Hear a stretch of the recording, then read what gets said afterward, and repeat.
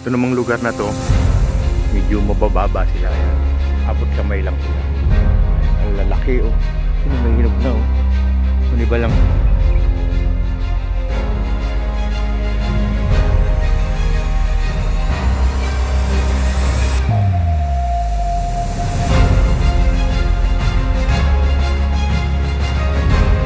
Good morning guys. Day off natin ngayon. Kaya maglalakad-lakad tayo.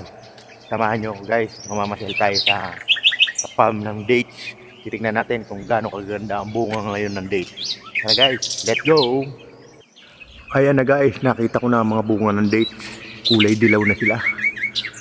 So binalutan na ngayon ng net kasi para hindi ikalat ng mga ibon. Ayan, isinampay na lang sa sanga kasi masyadong mabigat yan. So lulundo. Kapal oh.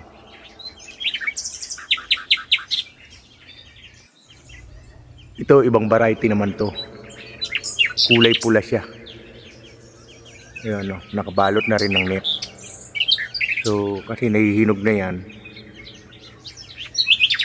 Iniiwasan na masayang lang kasi ilalaglag lang yan ng mga maya, ng mga ibon na malalaki.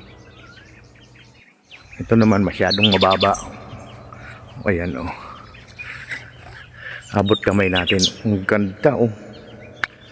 Oh. Ang ganda niya. Malapit na rin tong mahinog. Yun. Manibalang na sila. Nakakatakam na talaga.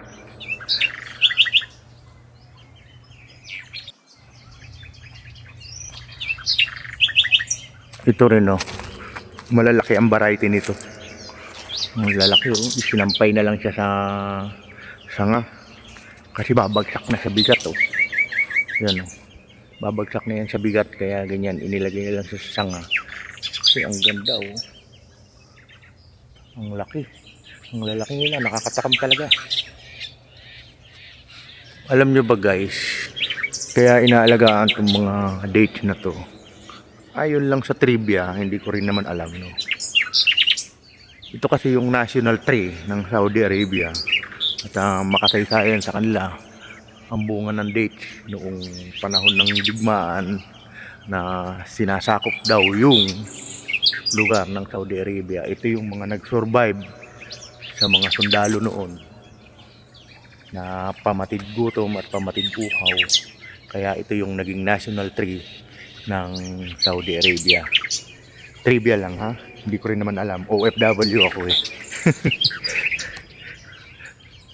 Ayun, ang ganda oh.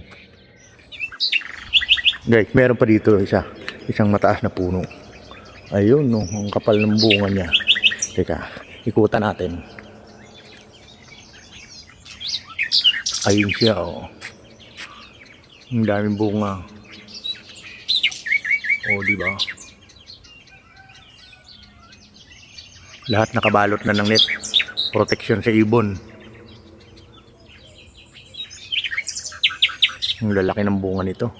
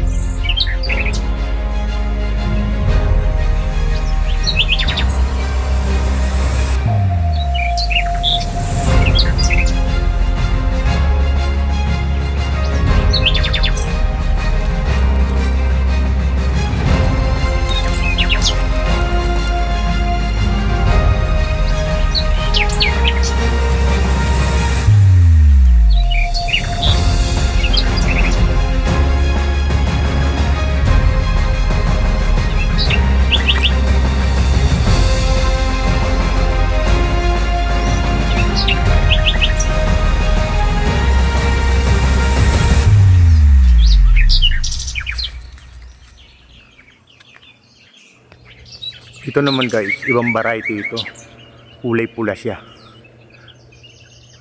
At hindi natin matikman, ang taas eh. Ayun. Ang kapal oh. Sinampay na lang talaga. Grabe naman. Napakasarap siguro niyan. So walang mga laglag kasi nakabalot na ng net eh. Kaya hindi tayo makakuha. Ayun, lalaki ng bunga.